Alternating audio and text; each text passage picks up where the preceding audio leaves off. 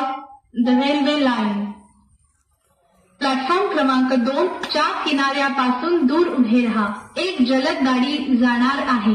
कोणीही railway line ओलांडू नका. प्लेटफॉर्म क्रमांक 2 के किनारे से दूर खड़े रहिए. एक जलद गाड़ी जाने वाली है.